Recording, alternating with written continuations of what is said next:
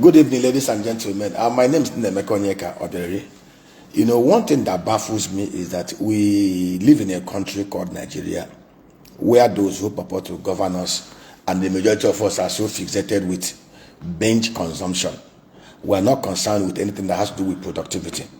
Over the last 2-3 weeks now, we've been on a roller coaster. There has been massive political fight between certain elements in the north and those from the south. And what is the issue? The issue of the tax reform policy bill that is before the National Assembly, the Taiwo Oloyede tax reform bill, which is, to me, I've gone through the document, is something that we should all allow to go. It's not a perfect document. There are some issues here and there, but it should be allowed to pass, and then why we tweak it.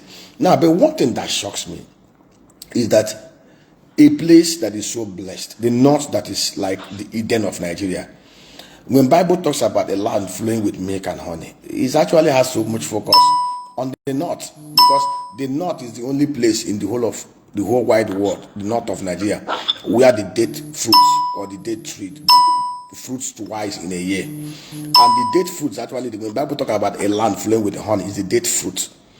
The other one is the dairy, the milk and honey. The milk is, the north is blessed with animal husbandry, which they've refused to modernize.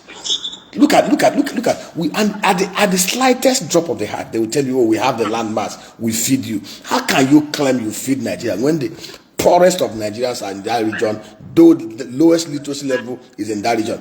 That does not even mean that those in the south are better. They are even worse, because this is a country. Nigeria and its constituents are, it's a country so blessed by God that if we put on our thinking hat and allow the best of us to govern this land, those who are creative, those who are passionate, those who are honest, those who are patriotic, those who are skillful, those who are deeply knowledgeable to govern this land, here will be paradise. Look at Netherlands. Arable land mass in Netherlands is 1.9 million hectares. Netherlands is actually below sea level. Netherlands built almost 1,000-kilometer wall, shoreline protection to protect themselves from being carried away by ocean. 17.8 million people annually. The Dutch produce and export nothing less than 124 billion euro worth of agro commodities. The southeast of Nigeria has arable land mass of 2.8 million hectares.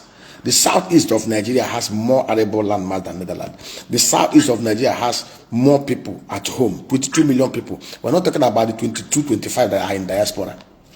The southeast of Nigeria, with the right governance framework, with the right governments in place, with the right human beings governing it, with the kind of human capital that we have, especially our millions of diasporans, and the kind of capital inflow and technology that we can bring in, we can actually produce nothing less than $100 to $150 billion worth of agro commodities in the southeast.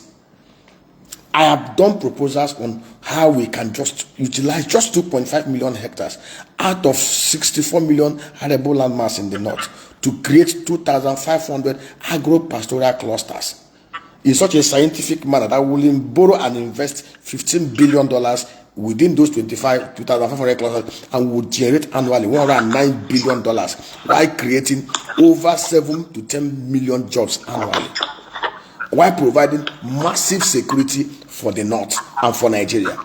But interestingly, the governors do not care. They are not after what they will do to bring food to the table.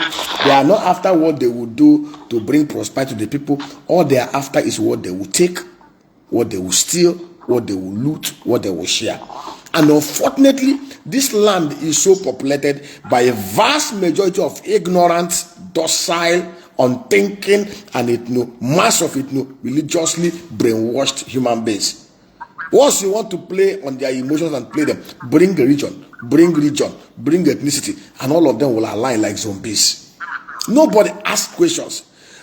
Rather than waste our time, if I am a governor, all I need to do is look at the tax bill, the tax act that is before the National Assembly. Oh, they say they're going to give 60% to where those things are consumed. Well, how do I create enabling environment for consumption to happen in my own state and in my own local government area? That is how creative, reasonable human beings think. When there are challenges, when there are problems, human beings with creativity, human beings with understanding, we look inward to see how they can create solutions to draw from that new revelations and new developments. But unfortunately here, What we are all thinking is how we can collect the little that flow from Niger Delta and then share it. A nation so blessed by God, but cursed with the worst form of plague that any humanity has ever experienced, political plagues. May God have mercy on us. You know, it's just, sometimes I feel that some of these things we do, some of these things just we prefer, it's just like, you know, pouring water on the stove. But we'll keep on talking. We'll keep on doing our little within our areas of influence and what we can do in our private corner to keep on creating values and wealth and jobs for our people. But I can tell you, there is no state in Nigeria with the right governor in place, with the right governance framework in place, that cannot produce $10 billion worth of goods and services annually. But unfortunately, I'm sorry to use the word, we are being governed by mostly incompetent, ignorant, unthinking, unskillful, shallow knowledge human beings. Bye bye now.